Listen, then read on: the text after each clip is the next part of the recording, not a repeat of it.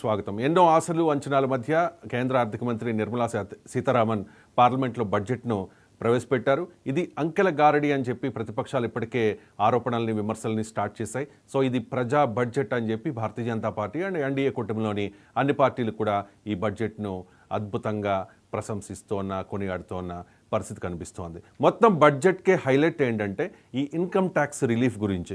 సాధారణంగా బడ్జెట్ వస్తూ ఉన్నప్పుడు వేతనజీవులకు మధ్యతరగతి వారికి ఎంతవరకు ఈ ఇన్కమ్ ట్యాక్స్ రిలీఫ్ ఉంటుంది అనే దాని మీద చాలా ఎక్స్పెక్టేషన్స్ ఉంటాయి. ఆ ఎక్స్పెక్టేషన్స్కి రీచ్ అవుతూనే ఈ నిర్మలమ్మ పద్ధతిలో చాలా క్లియర్గా చెప్పేశారు 12 లక్షల రూపాయల వరకు ఎటువంటి ఇన్కమ్ ట్యాక్స్ కట్టాల్సిన అవసరం లేదని చెప్పి. ఒకసారి స్లాబ్లు పరిశీలిద్దాం. 12 to 16 అయితే 15%, 16 లక్షల నుంచి 20 లక్షల వరకు ఆదాయం అంటే యాన్యువల్ ఇన్కమ్ ఉన్న వారికి 20%, 20 to 24 చూసుకుంటే అది 25%గా ఉంది. 24 lakhs నుంచి 30 lakhs వరకు ఆదాయం ఉన్నవారు 30% ఇన్కమ్ ట్యాక్స్ రూపంలో కట్టాల్సిన పరిస్థితి ఉంటుంది. ఒకసారి ఈ నిర్మలమ్మ పద్ధతిలో కేంద్ర బడ్జెట్లో ఎటువంటి అంశాలు ఉన్నాయి అనే దాని మీద, ఎటువంటి కీలకమైన ప్రకటనలు ఉన్నాయి అనే దాని మీద 1 by 1 మనం డిస్కస్ చేద్దాం. ఫస్ట్ వన్ రైట్, ఈ బడ్జెట్లో వ్యవసాయానికి సంబంధించి బీహార్లో మఖానా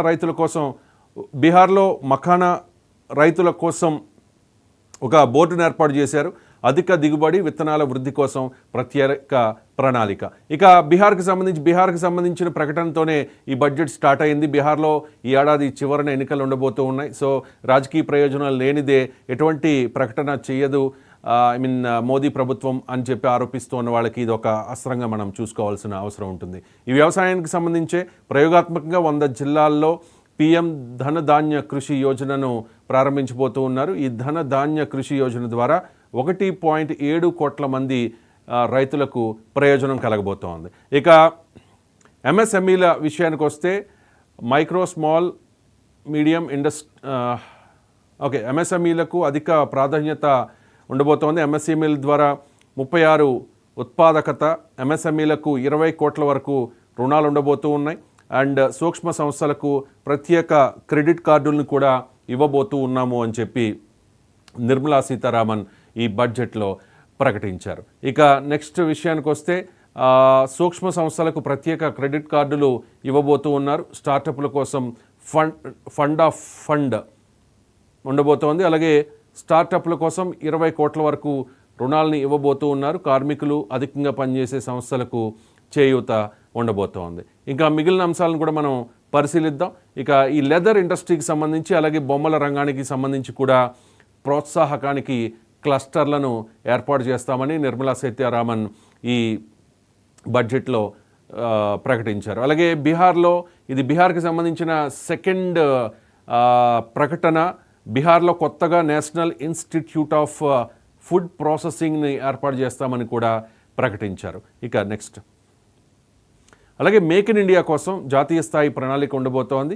క్లీన్ టెక్ తయారీకి కూడా చేయూత ఇస్తాము అని చెప్పి నిర్మల ప్రకటించారు.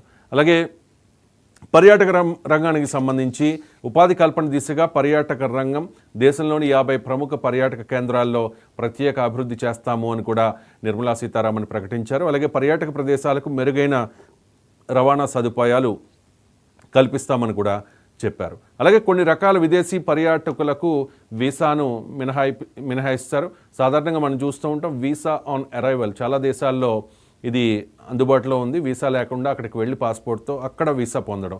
సో కొన్ని రకాల పర్యాటకులకు ఈ అవకాశాన్ని కల్పించడం ద్వారా పర్యాటక రంగాన్ని అభివృద్ధి చేస్తాం. తద్వారా ఎక్కువ ఇన్కమ్ పర్యాటక రంగం ద్వారా వచ్చే విధంగా ప్రణాళికలు రచిస్తామని కూడా చెప్పారు. అలాగే ప్రైవేట్ రంగం తోడ్పాటుతో మెడికల్ టూరిజంకు వచ్చేవారికి వీసా మంజూరులో మినహాయింపులు కూడా ఇస్తామని నిర్మలా సీతారామన్ ప్రకటించారు. ఇక కొత్త ఉడాన్ పథకాన్ని ప్రభుత్వం ప్రకటించింది. కొత్తగా 117 ప్రాంతాలకు విమాన సర్వీసులు స్టార్ట్ చేయబోతూ ఉన్నారు.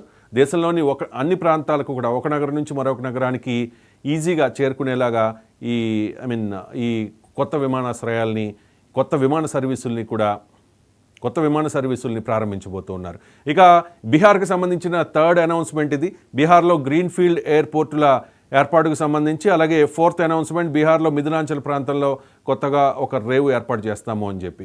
ఏ రాష్ట్రానికి ఇవ్వనంత ప్రయారిటీ ఈసారి బీహార్కి ఇచ్చినట్టుగా మనకి క్లియర్గా తెలుస్తోంది. బీహార్ అంటూ ప్రత్యేకంగా రాష్ట్రం పేరును నిర్మల పదే పదే ప్రస్తావించారు.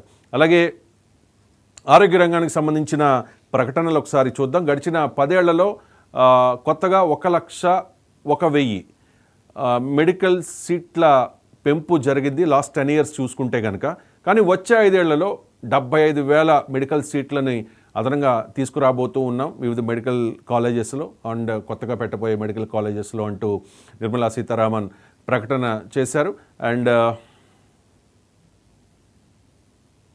అన్ని జిల్లా హాస్పిటల్స్లో డే కేర్ క్యాన్సర్ సెంటర్లు ఏర్పాటు చేస్తామన్నారు. 2025-26లో అంటే ఈ కమింగ్ ఫైనాన్షియల్ ఇయర్లో 200 క్యాన్సర్ సెంటర్లను ఏర్పాటు చేయబోతూ ఉన్నారు. అండ్ విద్యారంగానికి సంబంధించిన ప్రకటనలు ఒకసారి చూద్దాం. ప్రభుత్వ స్కూళ్లలో 50,000 అటల్ టింకరింగ్ ల్యాబ్స్ ఏర్పాటు, అలాగే అన్ని ప్రభుత్వ హై స్కూల్స్కు బ్రాడ్బాండ్ సేవలు అందుబాటులోకి తీసుకురాబోతూ ఉన్నారు. అలాగే భారతీయ భాషా పుస్తకాలకు కూడా డిజిటల్ రూపం ఇవ్వబోతూ ఉన్నారు. నెక్స్ట్ ఇక స్కూల్స్లో విద్యతో పాటు నైపుణ్య శిక్షణ ఉండబోతోంది. 2014 తర్వాత ఏర్పాటైన 5 IITలకు నిధులను కూడా మంజూరు చేయబోతూ ఉన్నారు. దీనికి సంబంధించి కీలక ప్రకటన చేశారు నిర్మలా సీతారామన్. ఇక విద్యారంగానికి సంబంధించి IIT, IISCల్లో కొత్తగా 10,000 ఫెలోషిప్స్ ఇవ్వబోతూ ఉన్నారు. కొత్త తరహా స్టార్టప్స్ కోసం మరింత తోడ్పాటు ఉండబోతోంది. పురాతన రాతప్రతుల సర్వే, అలాగే డాక్యుమెంటేషన్ కోసం జ్ఞాన భారతం అనే ఒక ప్రోగ్రామ్ని కూడా స్టార్ట్ చేయబోతూ ఉన్నారు. విద్యుత్ రంగానికి సంబంధించిన కీలకమైన ప్రకటనలు ఒకసారి చూద్దాం. విద్యుత్ రంగంలో కీలకమైన సంస్కరణలు ఉండబోతూ ఉన్నాయి. అంతర్రాష్ట్ర విద్యుత్ పంపిణీ కోసం కొత్త ప్రణాళికను రూపొందించబోతూ ఉన్నారు. వికసిత్ భారత్ కోసం న్యూక్లియర్ ఎనర్జీ మిషన్ని ఏర్పాటు చేయబోతూ ఉన్నారు. అలాగే అణుశక్తి చట్టానికి కొన్ని సవరణలు చేశారు. ఈ సవరణల్లో భాగంగా ఈ ప్రైవేట్ సెక్టార్కి కూడా ఇందులో ఇన్నాళ్ళు గవర్నమెంట్ సెక్టార్లోనే జరిగేది, కానీ ప్రైవేట్ సెక్టార్కి కూడా అవకాశం కల్పించాలని నిర్ణయించారు. అలాగే క్లీన్ ఎనర్జీ దిశగా అణుశక్తి మిషన్ 2047 నాటికి 100 గిగావాట్ల అణు విద్యుత్ ఉత్పాదనే లక్ష్యంగా పనిచేస్తూ ఉన్నట్టుగా చెప్పుకొచ్చారు. And next